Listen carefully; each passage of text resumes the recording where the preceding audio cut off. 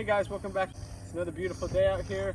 It's a little warm today. It's about, I think it's supposed to be 102 today, so trying to get some stuff done on the farm before it gets too hot.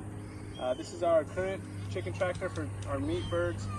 It worked well for the first set, but we've noticed a few things that we're going to want to change. We're actually going to make it a lot smaller. We're going to cut it in half and make two separate Chickentractors, and then rather than having this hinge door on either side, we're going to just do a little door and more of an A-frame top on top of the 2-foot walls. I think that will be much easier to use. Let's go ahead and get this done and see if we can't beat the heat.